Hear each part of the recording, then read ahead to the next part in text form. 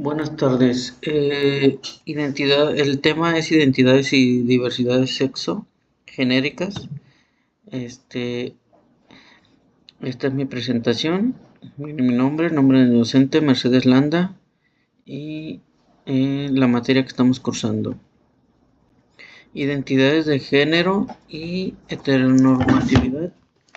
La identidad de género comprende los elementos propios de las condiciones de socialización impuestas por la sociedad para desempeñar como hombres o como mujeres.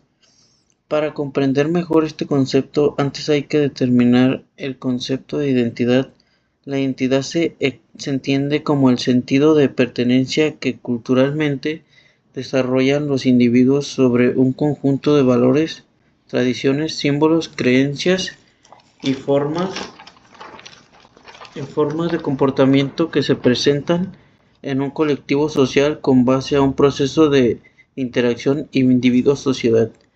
La identidad de género es aprendida por los individuos, pero a la vez asignada, lo que implica un poder. La conformación de la identidad de género comprende dos esferas, como producto cultural y también como la obligatoriedad de las normas culturales.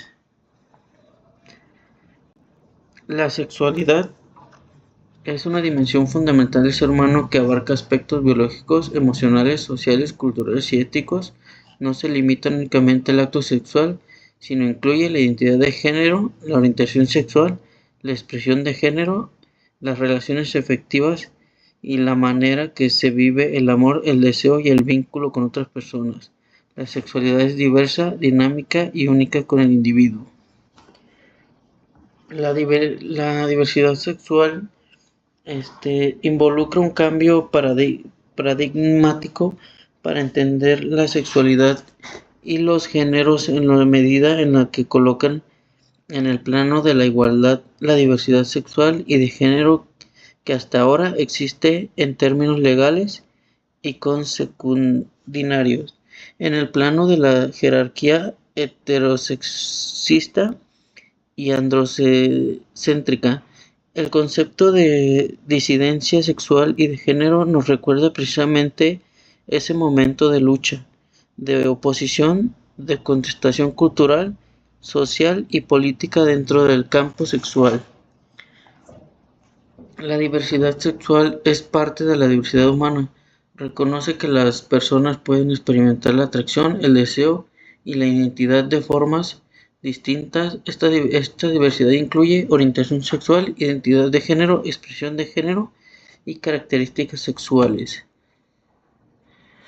La discriminación, otro tema es la discriminación y avances frente a los derechos humanos, formas de discriminación por género sexual. Por género y sexualidad. La discriminación estructural se manifiesta en leyes, políticas públicas y prácticas institucionales que incluyen e invisibilizan a personas de LGBT. Ejemplo, falta de reconocimiento legal de la identidad de género en documentos, violencia simbólica y cultural, uso de lenguaje ofensivo, estereotipos negativos o invisibilización en medios y educación. Un ejemplo, la representación estigmatizante de personas trans en medios de la comunicación. Otro punto, la discriminación laboral, por ejemplo, la negación del empleo, despidos injustificados o acoso por orientación sexual o identidad de género. Un ejemplo más podría ser las personas trans enfrentan mayores tasas de desempleo y precarización laboral. Otro punto que tenemos que tener en cuenta es la violencia física y psicológica. Agresiones, amenazas, crímenes de odio y acoso escolar o callejero. Un ejemplo, el ataque transfóbico o lesbofóbico que no son investigados adecuadamente. Otro punto que tenemos es la discriminación en el acceso a servicios, obstáculos para acceder a la salud, la educación, la vivienda o la justicia. Un ejemplo sería el rechazo en hospitales o falta de atención especializada para personas intersexuales. El siguiente punto es la discriminación institucional. Trata de desigualdad por parte de autoridades, policías, jueces o personas médicos. Un ejemplo, en la violencia institucional hacia mujeres trans, trabajadoras sexuales. Otro punto sería la homofobia, transfobia, bifobia o interfobia. Actitudes de rechazo, odio o miedo a las personas por su orientación o identidad. Estas fobias justifican exclusiones y violencias cotidianas. Los principales avances legislativos y sociales en la defensa de derechos humanos. Aquí en México tenemos la reforma constitucional de 2011. Transformó el artículo 1 de la Constitución, reconoce los derechos humanos contenidos en tratados internacionales como parte del marco constitucional. Introdujo principios clave como pro persona, interacción conforme y prohibición de discriminación. La Constitución de 1917, pionera en incluir derechos sociales como educación, trabajo, tierra, marcado con precedente global.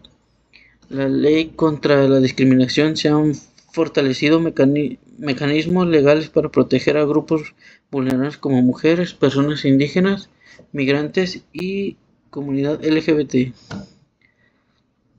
La legalización de matrimonios igualitarios, adaptación múltiple en países, reconociendo derechos plenos a parejas del mismo sexo. Protección de derechos digitales, nuevas leyes buscan equilibrar la libertad de expresión con la protección con la vigilancia masiva y la desinformación.